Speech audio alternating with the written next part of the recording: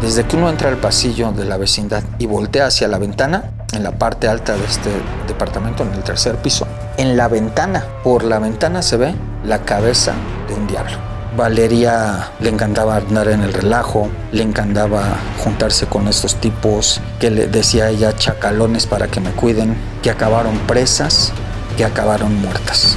Dos motocicletas se le acercan, una le cierra el paso y otra llega y la tirotea. Dos hombres en la moto y el de atrás pasa y le dispara de lado y de frente. Hola, ¿cómo están? Yo soy C4 Jiménez y este es mi podcast Sin Ley. Ya lo saben, aquí les cuento los temas sobre la policía más impactantes de la ciudad y de nuestro país. Se los vamos a platicar aquí. Esto es Sin Ley. Es la historia de algo que parece que está de moda entre los delincuentes. Y es pedirle a Satanás que los proteja en sus actividades delictivas. Vamos a hablar de los altares al diablo. Vamos a platicar ahora sobre algo que ha estado sucediendo últimamente y encontrando últimamente la autoridad. Y es que los delincuentes están buscando ahora la protección entre comillas, ya no de Malverde, ya no de alguna imagen de algún santo, ni de San Judas, por supuesto tampoco de la Virgen. Ahora lo que están encontrando las autoridades es que los delincuentes están encomendándose al diablo o a Satanás, así como lo escuchan. Resulta que en las últimas 4 o 5 semanas me ha tocado conocer de al menos 4 casos en los que están encontrando o han encontrado las autoridades, la policía, altares al diablo con los que los delincuentes buscan que los proteja en sus actividades ilícitas. Imagínense, pidiéndole al diablo que les vaya bien en sus secuestros, en sus extorsiones, en el tráfico de drogas. El primero que me enteré fue hace unas 3-4 semanas, ya les digo.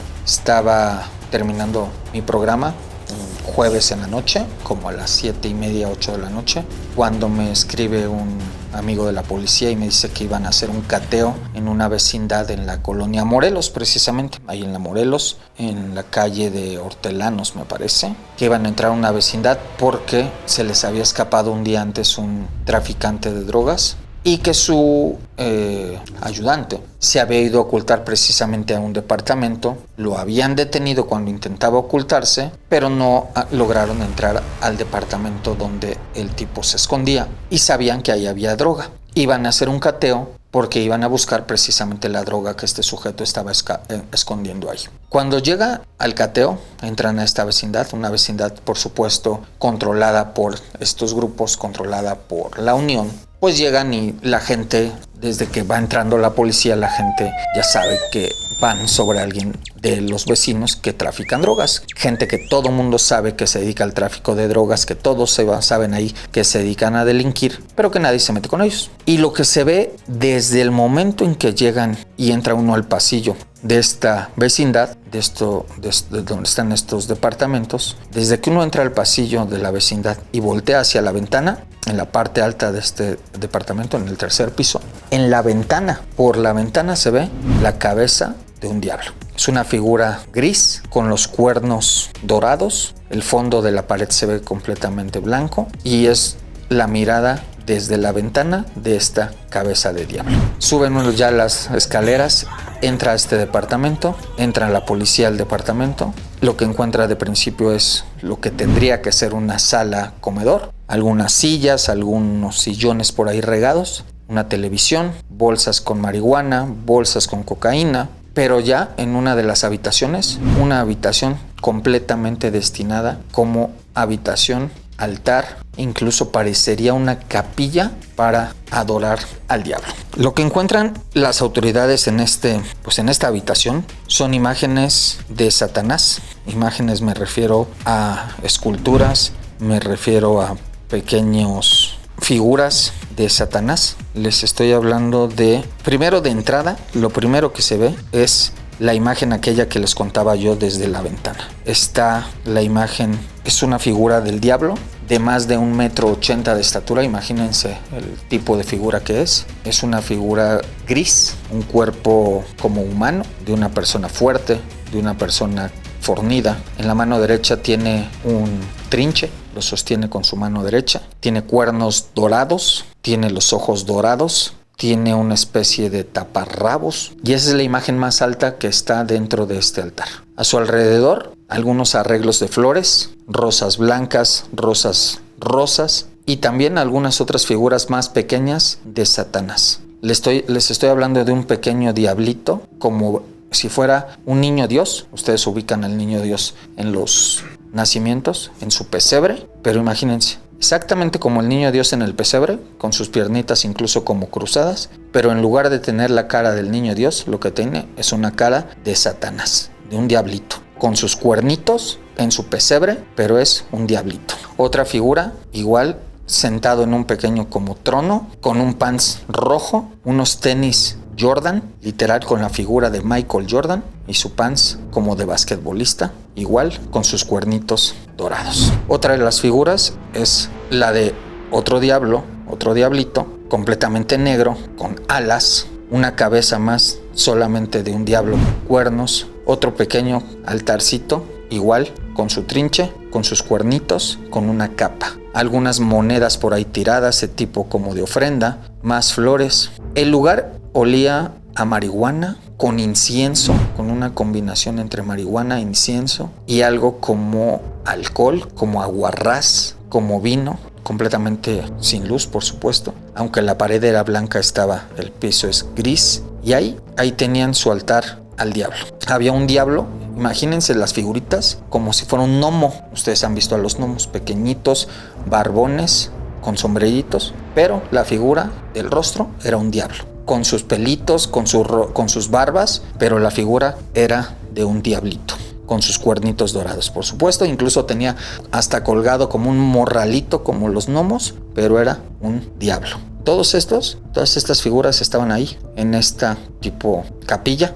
Y según lo que saben las autoridades, es que en este lugar se hacían precisamente estas adoraciones a Satanás, los miembros de la unión que decían, le rezaban para que les fuera bien en su tráfico de drogas. ¿Y saben qué fue lo peor? Que el tipo que detuvieron ahí, que el tipo que habían detenido días antes para llegar a ese lugar, ese tipo quedó libre. Entonces ya se imaginarán todo lo que empezaron a decir los vecinos que se enteraron y la gente que se dedicaba a delinquir y que se enteró de esta captura. Que efectivamente, en su locura, pensaban, el diablo había ayudado a este tipo a quedar en libertad. El tipo quedó libre, y ¿saben qué? Es todavía peor aún, que como una semana después lo detuvieron otra vez y le falló a la autoridad la puesta a disposición y volvió a salir. Imagínense, 2 veces detenido, 2 veces libre, y él presumiendo que el diablo lo había protegido. Se empezó a correr, por supuesto, este rumor, y los delincuentes empezaron a aumentar su adoración al diablo. Una semana después, una semana y media después,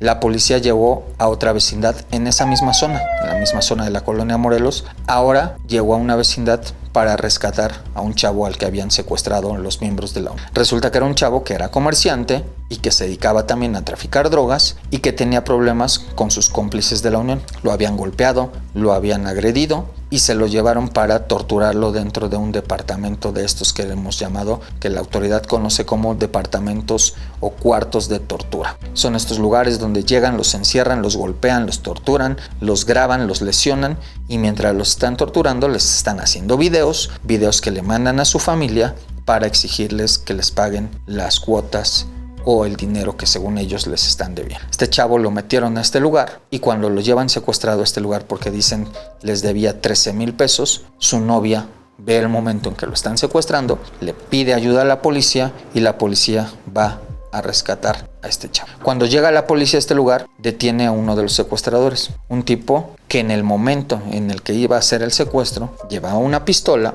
le da un cachazo en la cabeza al chavo que va a secuestrar, pero al mismo tiempo del cachazo se le dispara el arma y se da un tiro en una mano. El tipo es detenido con su balazo en la mano y acaba detenido y en el hospital y luego en el Ministerio Público. Cuando llegan al domicilio donde tenían a este chavo secuestrado, encuentran una vez más un altar al diablo. En esta ocasión era un diablo vestido con ropa, según ellos, Dolce & Gabbana. Un pants negro con sus logotipos Dolce, con sus tenis Jordan, una vez más con su loguito de Michael Jordan, y una vez más con algunas flores, algunos arreglos, algunas ofrendas, y una vez más, según ellos, la adoración a Satanás para, dicen ellos, que les vaya bien. En este caso, el tipo sí se queda detenido por el secuestro. En este caso no le funciona sus rezos, en este caso no le funciona, según él, su adoración al diablo, y él sí queda en la cárcel. El lugar se queda asegurado y el lugar se queda bajo resguardo de la autoridad. Una vez más, el altar al diablo está ahí. En este caso, ya les dije, con sus tenis Jordan, con su pants Dolce & Gabbana. Lo que están haciendo, según encuentran ahora las autoridades, es vestirlos como a ellos les gusta, según ellos, para que el diablo se sienta parte de su grupo. Imagínense, el último de los altares de los que les voy a platicar hoy estaba vestidos de charro, así literal, de charros. 2 altares al diablo de charros. Tenían su traje de charro, su corbata de charro, sus botitas de charro, su cinturón de charro y hasta su sombrero tipo charro. Así, sentados en su trono los diablos con sus cuernos, pero vestidos como cualquier charro mexicano. En este caso son un par de altares que encontraron al norte de la ciudad, en la alcaldía Gustavo Amadero, en la zona de Aragón. Ahí la autoridad encontró cocaína, marihuana, dosis de cristal, encontró algunas básculas con los que pesaban la droga, encontró algunas prensas, es decir, ahí era un lugar en el que producían, trabajaban la droga, la empaquetaban y la distribuían. Cuando llegó la autoridad, no encontró a ninguno de los traficantes, pero encontró sus altares. Esos altares que una vez más tenían botellas de cerveza, latas de carta blanca, botellas de aguarrás. Y me explicaban que el aguarrás lo usaban precisamente cuando están haciendo sus oraciones, cuando están haciendo sus ofrendas al diablo. Lo que me platican es que mientras hacen estas oraciones, hacen buches con el aguarrás, prenden un encendedor y escupen el aguarrás para que parezca que están haciendo llamas y están provocando como si escupieran fuego. Y esto es parte de, según dicen ellos, sus oraciones y sus rituales para agradecerle a Satanás que los está cuidando. Yo se los he dicho en otras ocasiones, yo no puedo entender cómo hacen oraciones, según ellos, a santos para que los cuiden delinquiendo, para que les vaya bien secuestrando, para que les vaya bien en sus crímenes. Y ahora ya están haciendo lo mismo, pero con el diablo. Le están pidiendo al diablo que les vaya bien en secuestros, que los proteja en sus actividades delictivas, que los proteja en sus asesinatos. Hasta ahora son, ya les dije, cuando menos 4 altares los que han encontrado las autoridades, pero se sabe que últimamente está casi de moda pedirle a Satanás que los cuide. Yo no entiendo este tipo de creencias, pero eso es algo que están encontrando poco a poco y cada vez más la policía en Ciudad de México. Delincuentes que secuestran, delincuentes que trafican, delincuentes que extorsionan y que le piden al diablo que los deje sin ley. Quiero platicarles la historia hoy de Valeria Díaz. Ya hemos platicado en algún momento de las novias de la Unión y esta es la historia de una joven que formó parte de ese grupo de mujeres, de jóvenes mujeres que se hicieron novias de los jefes de la Unión y que tristemente la realidad del mundo en el que estaban, del mundo en el que se metieron, la alcanzó hasta quitarle la vida. Valeria Díaz era una joven que nació en la colonia Morelos. Desde pequeña vivía en el barrio, en la colonia Morelos, y se relacionó con mucha gente del barrio. Su hermano estuvo en la cárcel, su hermano mayor estuvo en la cárcel, su papá estuvo en la cárcel. Y como lo hemos platicado, el mundo del barrio la fue envolviendo y ella se fue por el camino, pues el malo, si le quieren llamar así. Valeria Díaz se hizo, primero, como toda niña de familia, intentó estudiar, entró a la escuela, estuvo en la secundaria, pero en el camino fue dejando de estudiar, fue dejando de lado las clases, la escuela, y comenzó a hacerse amiga precisamente cercana de los líderes de la Unión junto con su grupo de amigas. Valeria Díaz fue novia de un tipo que le dicen el Alexis. El Alexis es un tipo que Se dedicaba a clonar tarjetas para la Unión, se dedicaba a distribuir drogas y se dedicaba a cobrar extorsiones. Un tipo que fue detenido cuando menos 2 ocasiones, un tipo que saliendo en una ocasión de la cárcel, saliendo lo intentaron matar, lo tirotearon, él libró ese ataque, su papá recibió un balazo, su mamá salió lesionada, un delincuente él, que al final ya platicaremos en otra historia, les voy a platicar la historia de este tipo Alexis, pero un delincuente que al final acabó acribillado en Jalisco.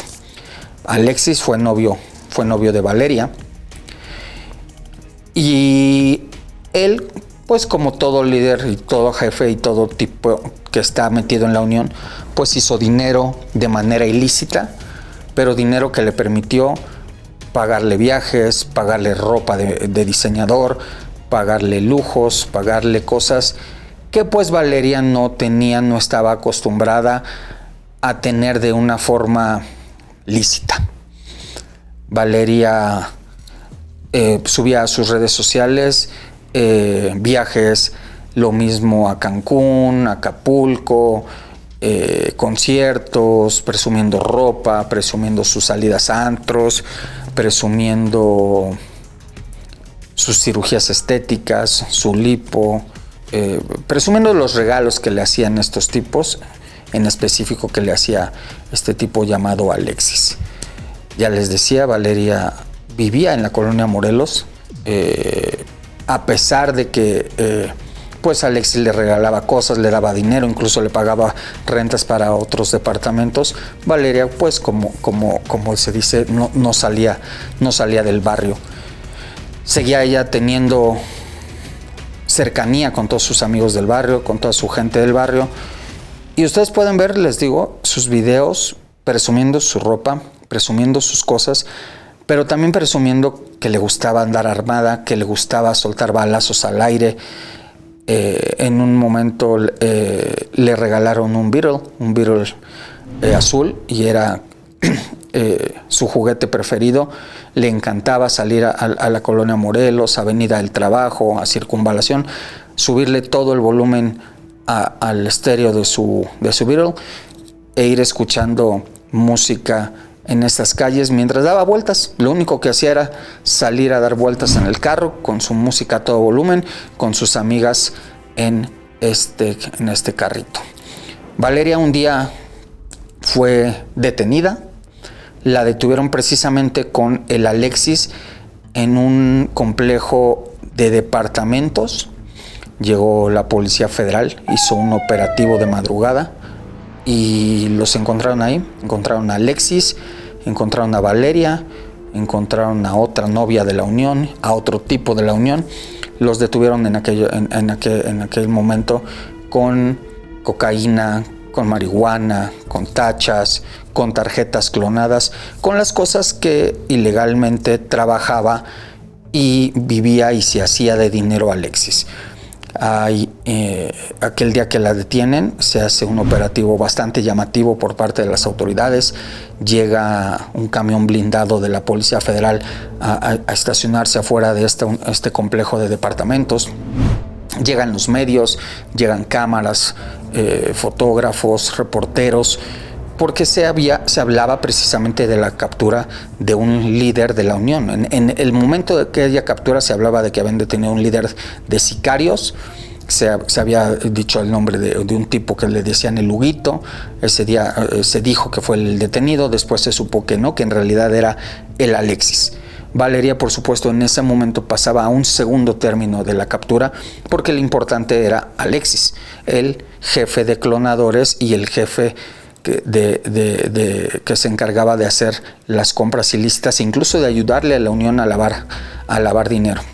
La captura sonó más por la captura y el arresto de Alexis en específico, pero ese día cae detenida Valeria. Incluso las imágenes que hay de ese momento, sale ella esposada, sale ella agachada, con el cabello tratando de cubrirse la cara, y la sacan detenida de este complejo de departamentos.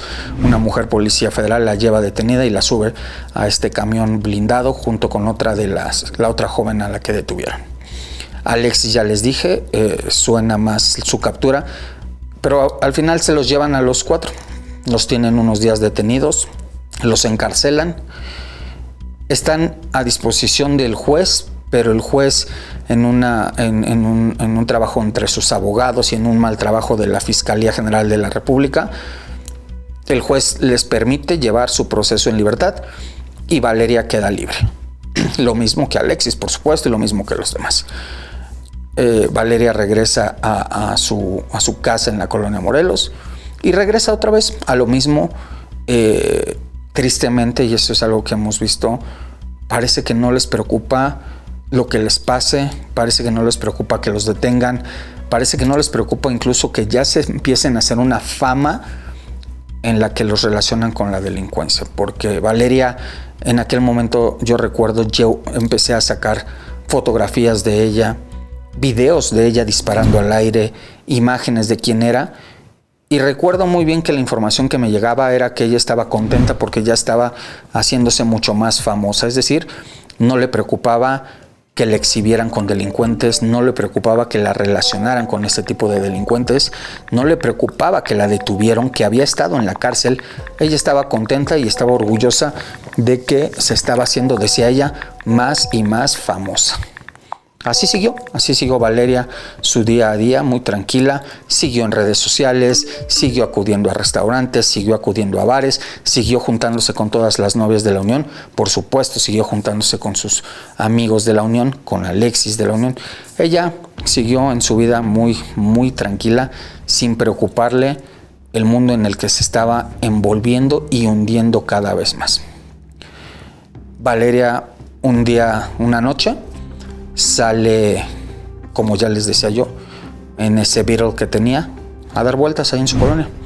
Pone otra vez la música de su carro, andaba dando vueltas ahí en Avenida del Trabajo, cuando de pronto, según los informes que tengo, 2 motocicletas se le acercan, una le cierra el paso y otra llega y la tirotea. 2 hombres en la moto y el de atrás pasa y le dispara de lado y de frente. Incluso la imagen que tiene el Beetle están las perforaciones por la ventana y están por las perforaciones por el parabrisas. Valeria iba con la música, iba con un par de con una amiga al lado, una amiga muy joven, les estoy hablando que era menor de edad incluso, pero que también ya quería formar parte de ese grupo de las novias de la Unión, estaba intentando ser cercana a ella. Ellas andaban con la música, andaban cantando, bailando, gritando en el carro, alegrándose de que andaban ahí a todo volumen, cuando pasan estos tipos y los tirotean. El carro de Valeria queda detenido ahí, Valeria sangrando, su amiga en el asiento del copiloto también agonizando. Y como es el barrio, empieza a llegar los vecinos, los amigos, la gente que pasaba, la gente de los puestos, los amigos que empiezan a avisarse uno a otro que ya le habían disparado, que ya le habían hecho algo a alguien. Tristemente en el barrio es común los tiroteos, es común saber que balearon a alguien, pero en este caso Valeria era alguien muy conocido por todos ahí en el barrio, por ser parte de las novias de la Unión, por ser famosa en redes sociales, por ser famosa lamentablemente por sus actividades que la relacionaban con la Unión. Y entonces todo el mundo se empieza a juntar. Les voy a poner un audio, es un video también, del momento en que llegan los primeros, pues entre amigos, conocidos y familiares incluso de Valeria al lugar.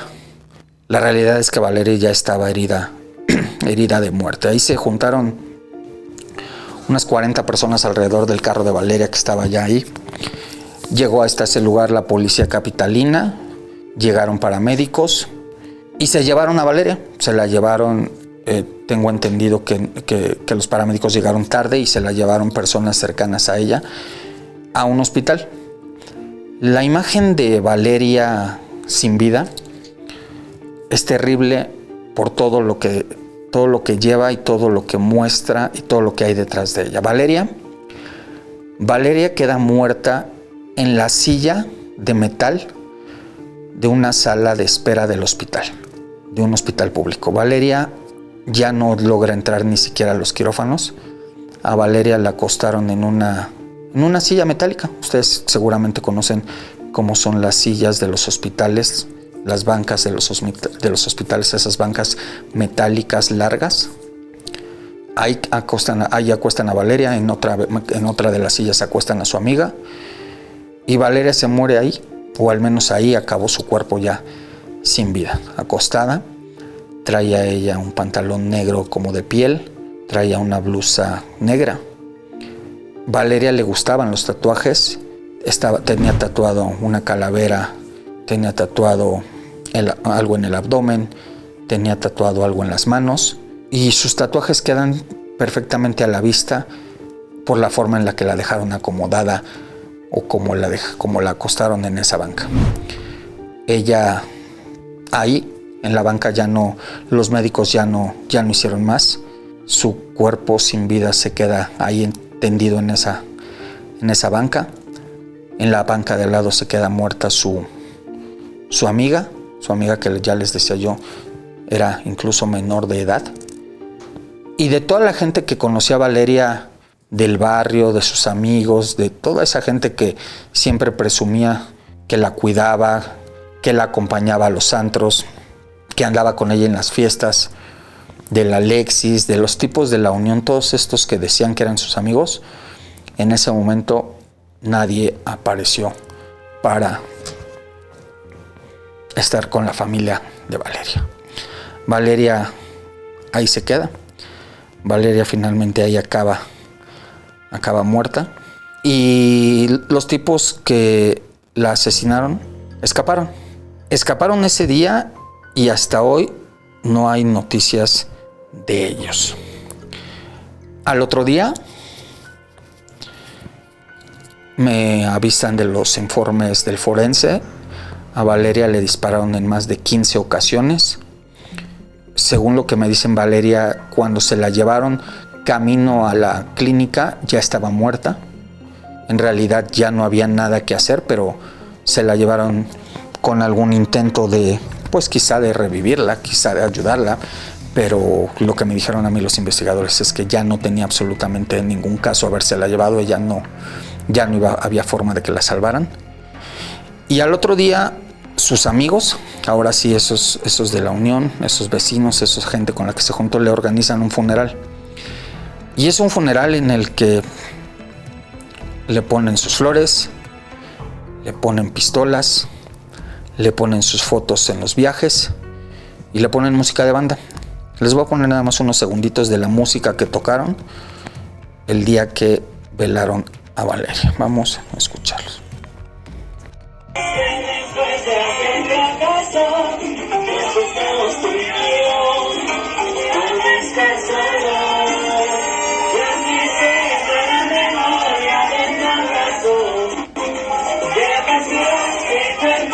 Cumbias, salsas, música de banda, flores, globos. Incluso le pusieron globos de letras doradas en las que formaron su nombre en la pared. Ahí quedó, en ese ataúd, esa joven que ya les dije se metió a un mundo en el que ya no iba a salir de manera buena.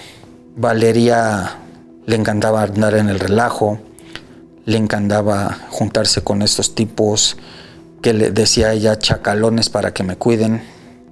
Y al final formó parte de esa lista de mujeres que ya iremos conociendo en otros capítulos, que entraron a este mundo de las novias de la Unión y que acabaron desaparecidas, que acabaron presas, que acabaron muertas. Ella, ya les dije, tenía 28 años cuando murió. La chava que iba con ella, que se llamaba Brigitte Pérez, tenía 17. Esa niña quería formar parte de este grupo y al final ya no lo logró. Pero tristemente es una realidad en la que caen muchas jóvenes que se dejan impresionar, que se dejan llevar por tipos que les compran cosas, por tipos que les regalan cosas que obtienen de forma mala vida. Ella sentía que era muy divertido estar con los tipos de la Unión, sentía que era muy padre que les tuvieran miedo, incluso las otras chavitas, que incluso los hombres les tuvieran miedo y que no se les acercaran a ellas porque sabían quiénes eran sus novios. Y estaba orgullosa de esa vida que llevaba, a pesar de que era exhibida como delincuente, a pesar de que estaba con delincuentes, a pesar de que la detuvieron, le encarcelaron. Ella estaba orgullosa de esa vida. Su hermano, tiempo después, recuperó el carro en el que la mataron. Incluso a su hermano lo detuvieron tiempo después en ese mismo carro, asaltando en la zona de Polanco. Su hermano actualmente está preso, su hermano mayor. Su hermano menor lo anda buscando la policía porque andaba vendiendo armas y andaba vendiendo droga. Su papá, tengo entendido que sigue en la cárcel. Y Valeria acabó muerta.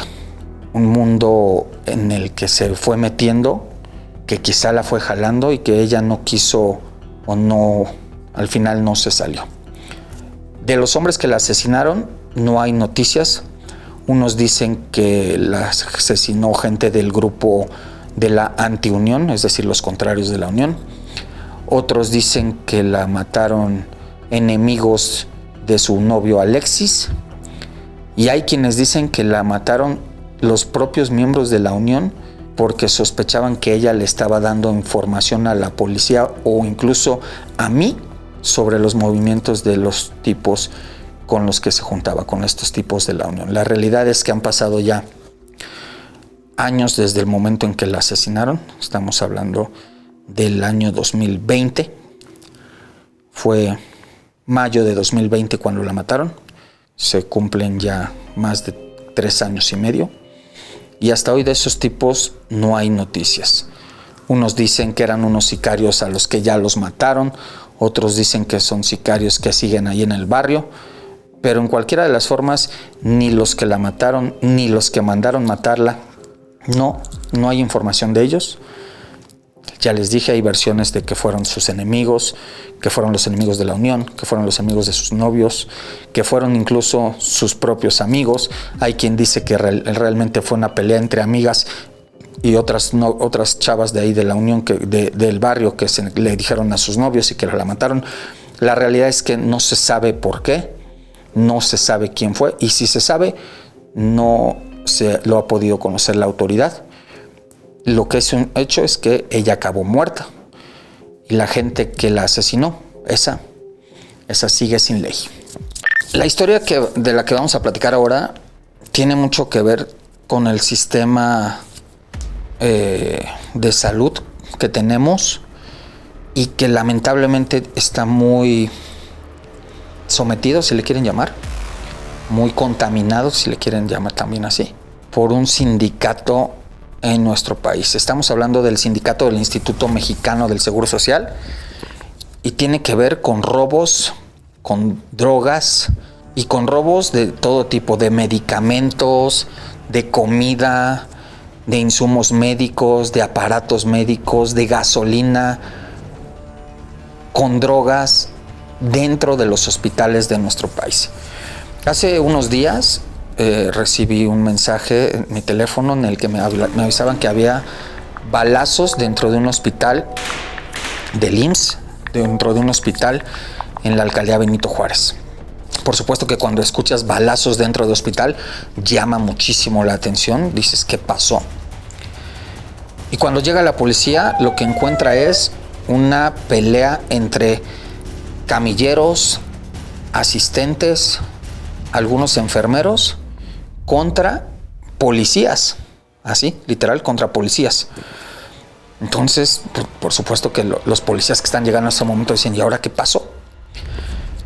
Cuando empiezan a tratar de ver qué pasa, por supuesto que todo el hospital, toda la gente que estaba del lado de los camilleros, de los enfermeros, de los asistentes, pues eran muchos más que los policías que estaban peleando con ellos. Los policías forman parte de algo que se llama en México el Servicio de Protección Federal. Son agentes de la Policía Federal, de la extinta Policía Federal, pero son agentes que se encargan del resguardo de edificios gubernamentales.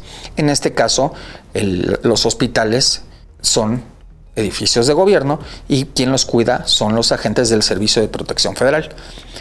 En este caso, esos agentes eran los que se estaban peleando con los médicos, con los enfermeros, con los camilleros.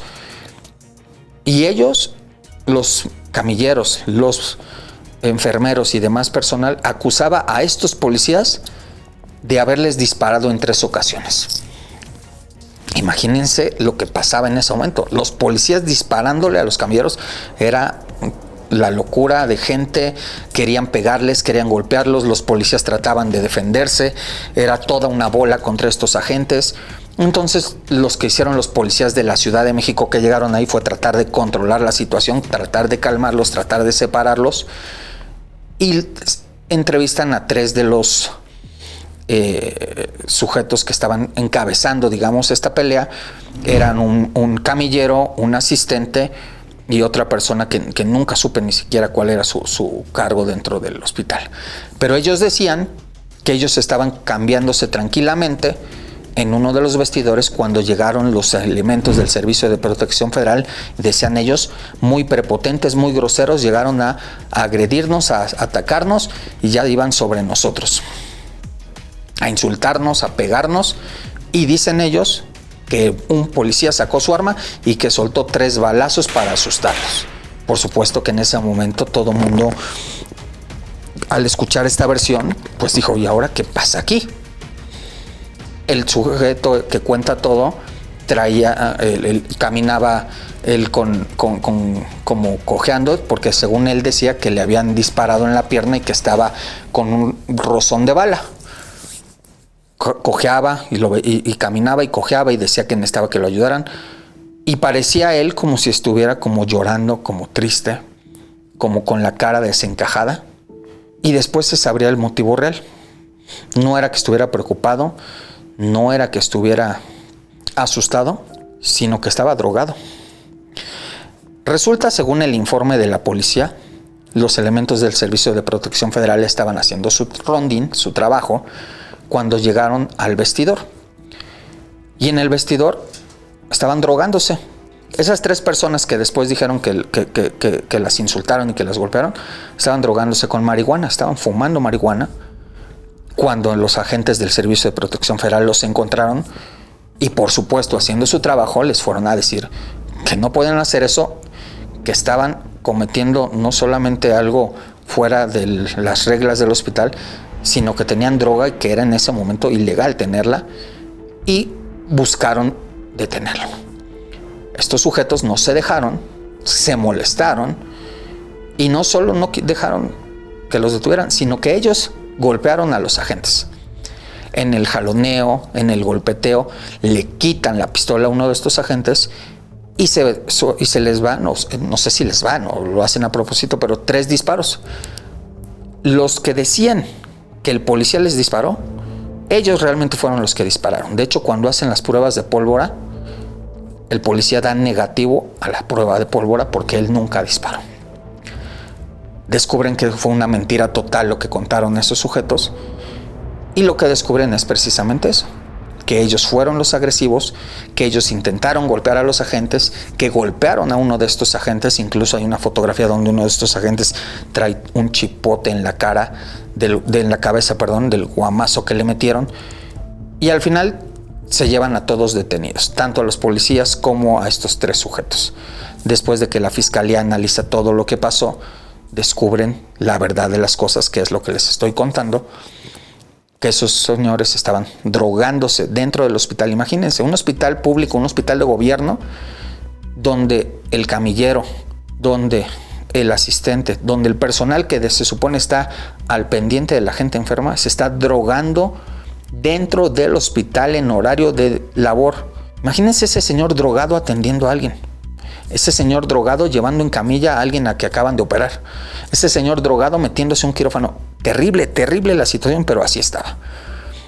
Drogado, con drogas ahí adentro, peleándose con los doctores, con los policías, disparando en el jaloneo, desarmando. La fiscalía determina acusarlos.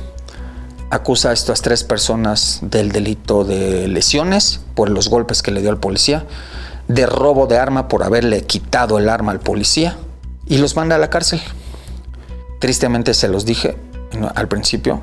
El sindicato del Instituto Mexicano del Seguro Social brincó para defenderlos, les mandó gente que los ayudara y ante el juez el caso se cayó. Se cayó porque dijeron que la detención fue ilegal, porque dijeron que no los tuvieron que detener de la forma en que los detuvieron y al final todos quedaron en libertad. Los 3 trabajadores quedaron en libertad y ahora están buscando regresar a su trabajo normal. ¿Por qué? Porque dicen no me culparon de nada, no me encontraron culpable de nada y quiero mi trabajo. Y el sindicato lamentablemente los está apoyando para que regresen a su trabajo. Ya después platicaremos otras historias de cómo roban medicamentos, de cómo roban comida para la gente que está esperando su dieta. Se llevan las bolsas con pollo, las bolsas con jamón y tristemente el sindicato los ayuda a que regresen a su trabajo. En este caso, golpearon a un policía, le quitaron su arma, dispararon en 3 ocasiones y estos 3 empleados de un hospital público de nuestro país siguen sin ley. Hasta aquí llegamos el día de hoy con estas historias de la policía. Recuerden, no dejen de escucharnos en todas nuestras plataformas de audio. Yo soy C4 Jiménez y esto fue Sin Ley.